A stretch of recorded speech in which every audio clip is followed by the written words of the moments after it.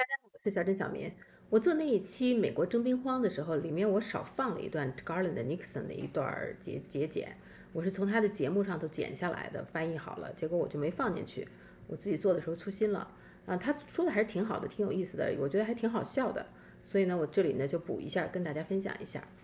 Taiwan right now, if a war were to start, Taiwan would be destroyed within a couple of hours. Within 1 hour, when China unleashed a missile barrage, their military, they'd all be dead.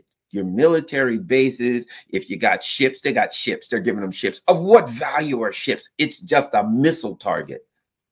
It's a missile target. Nothing but. And if that isn't bad enough, watch this. Watch this. U.S. would destroy Taiwan semiconductor factories rather than letting them fall into China's hands, a former national security advisor says. Look at that. There you go. A bunch of people looking at a picture. There's TSMC, blah, blah, blah. They're all dead. Every last one of them. Not at the hands of China. This is your friend. These are the people that's coming to save you. At least they didn't attack Ukraine. At least with Ukraine, they're like, yeah, we're going to let you run into these minefields to your death. But with Taiwan, they can't wait. They're like, we can't wait for the Chinese to kill you. We'll do it ourselves.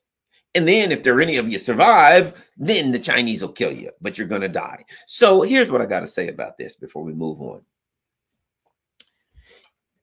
If, in fact, things play out that way, and the people of Taiwan somehow don't get the message from Ukraine, and they're like, yeah, keep sending us weapons. China has said, look, as long as you guys don't give them, help them declare independence, we're okay. But if you do that, we might have to go to war. And the U.S. was like, oh, really? So sending troops could be a red line. Yes. More troops to Taiwan, please. How about weapons? Is that a red line? Absolutely. Don't send them weapons. You got those weapons ready for Taiwan? Let's get them shipped. That's a red line. Anything else? That's the way they're like anything else. You guys, what are you doing? Blinken and these guys are calling China. Hey guys, yeah. How come you haven't attacked Taiwan yet? Well, we really don't want to kill them. They're Chinese. They're like our brothers. You know what I mean? We don't want to kill them. I understand that. Sure, fair enough. But isn't a red line us sending weapons? Well, yeah, it is. And didn't we send weapons? Yeah, hello. And you haven't attacked them? Well, we don't want to. Okay, fair enough. How about troops? You know you don't want us to send troops, right? And China's like, yeah, we don't want you to do that. That would be a red line. We're sending more troops. We're tripling the number of troops. Get out of here. Come on. Wake up here. We've crossed your other red lines. And China's like, well, we don't want to attack them. Oh, and Blinken's like, geez, please don't say that again. You're aggravating me here. You're making this harder than it has to be, okay?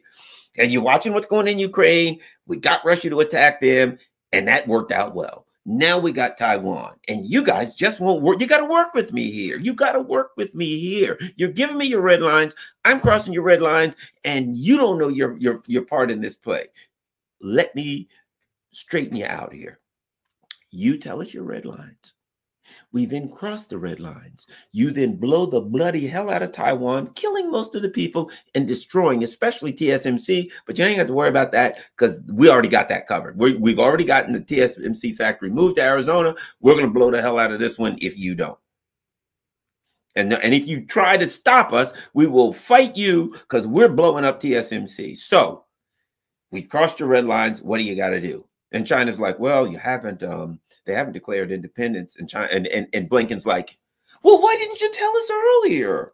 Tsai Ing-wen, who, God rest her soul soon. Once the war starts, she'll probably be dead quickly. But who cares about that? That's just the game we play.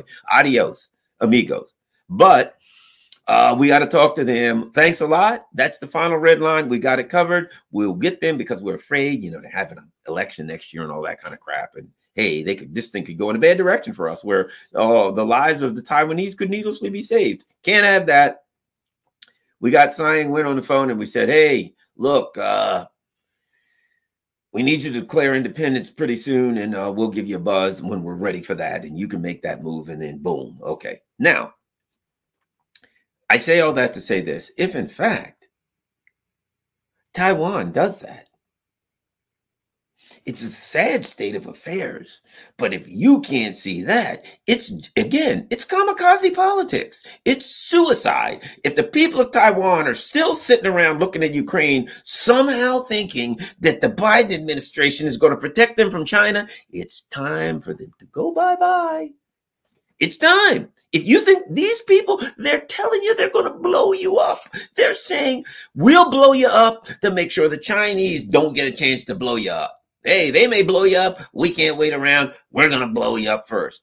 And you're like, yeah, they're our patrons and they're looking out for us to stop war with China. Holy Jesus, to watch what's going on in Taiwan. If they get blown up, I might have to write a book. Books will be written, and this book will be called The Stupidest People in the History of the Human Race. That's what it'll be called if they continue down this path and they get the hell blown out of them after what happened to Ukraine. A book will be written. It will be called The Stupidest People in the History of Humanity. That's what it'll be called. Sadly, I think Taiwanese people, they're Chinese, they're beautiful people, they're wonderful people. But if they go down the same path as Ukraine, they will officially be the stupidest people in the history of the universe. They won't be here to be stupid, but that's the stupidest thing. So I really don't think that's going to happen, but you never know.